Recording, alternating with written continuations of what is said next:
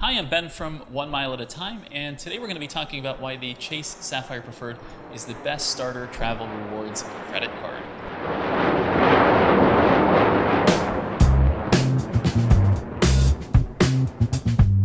If you're new to 1 Mile at a Time, we're all about luxury travel for less. If you find this video helpful, please give it a thumbs up and subscribe. So Chase Sapphire Preferred, what were we saying? So it can be tough to choose your first travel rewards credit card, and I think the Chase Sapphire Preferred is probably the best option out there. And I'll tell you why.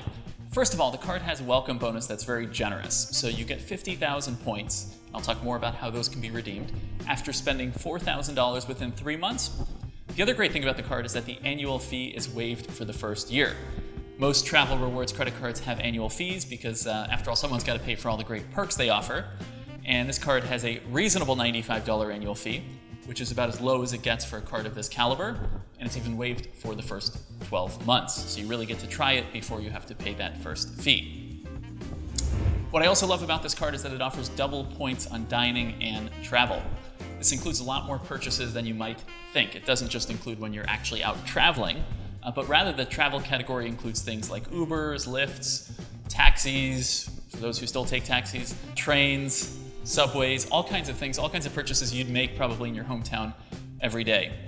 For many of us, dining is also a big bonus category. I don't know how to cook, so I certainly do appreciate that. Best of all, the card also has no foreign transaction fees, which means you can not only avoid those pesky fees when you are traveling, but you even earn double points on many of those purchases you make. I know when I'm abroad, I spend virtually all money on dining and travel, so I'm getting double points, and I'm not paying any foreign transaction fees. Now, there are all kinds of different points currencies, so as such, earning double points doesn't mean a whole lot, but that's what's great about Chase Ultimate Rewards. So that's the points currency earned by this card, and what's great is how flexible the points are. So Chase Ultimate Rewards points can be redeemed either for 1.25 cents towards a travel purchase. So what this means is that your welcome bonus gets you nearly $700 in travel. This is money you could spend on hotels, on car rentals, on flights, on all kinds of other things. Or my personal favorite use of these points is to transfer to one of the Ultimate Rewards airline or hotel partners. Of course, it takes a little bit more skill to figure out mileage programs. They're often intentionally quite complicated, but Chase has some fantastic airline and hotel partners. For example, you could transfer your Ultimate Rewards points to Singapore Airlines KrisFlyer. Singapore is one of my favorite airlines in the world. They have a double bed in first class that you can redeem miles for, which is very cool. They partner with World of Hyatt, which has some fantastic properties. For example, you could redeem just 25,000 points at the Park Hyatt Maldives, where a room would otherwise often retail for over $1,000 per night. Like I said, redeeming points can be very complicated, but also very rewarding. So if you click up here, you can check out, I have a full guide on the blog to how to redeem your Chase Ultimate Rewards points by region, because there are so many great uses.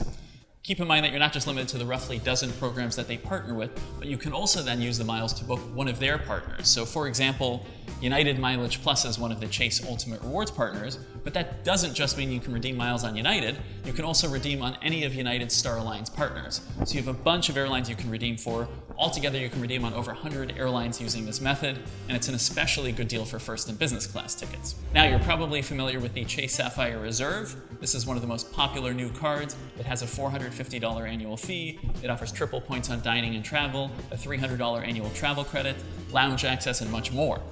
I think this is a fantastic card, and it's definitely worth considering. I have the card myself.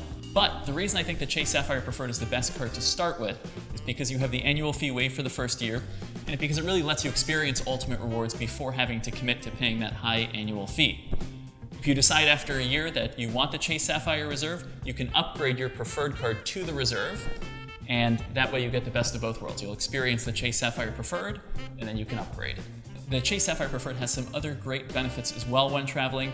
For example, it offers car rental coverage, lost luggage protection, delay protection. There are, of course, a lot of things to be aware of there, so check out the guide to benefits, or on the blog, you can click here as well and check out how that exactly works. Another great way to earn a lot of Chase Ultimate Rewards points is through Shop by Chase. So they're online shopping portals is what they're called, and for purchases you'd make anyway, you can earn bonus points just by going through a link there. So for all kinds of major retailers, you can earn bonus Ultimate Rewards points that would earn you even more than the standard 1 to 2 points per dollar. So that's a great option for anybody who's looking to maximize their points even further and who does a lot of online shopping. But anything else with I think that's a good. So to recap, the Chase Sapphire Preferred is a great starter card if you're looking to get into miles and points more. It offers a big welcome bonus of up to 50,000 points. You earn double points on dining and travel. It offers great travel protection. It has an annual fee waived for the first year and a very reasonable annual fee after that. In the interest of full disclosure, 1 Mile at a Time does have financial relationships with some of the banks, so if you do apply through a link on 1 Mile at a Time, we may receive a commission. Of course, we appreciate your support, but you're welcome to use any other link on the internet as well. Thanks so much for watching. What do we say? Thanks so much for watching. Let me know what questions you have in the comments below, and don't forget to subscribe. For more travel tips, check out onemileatatime.com.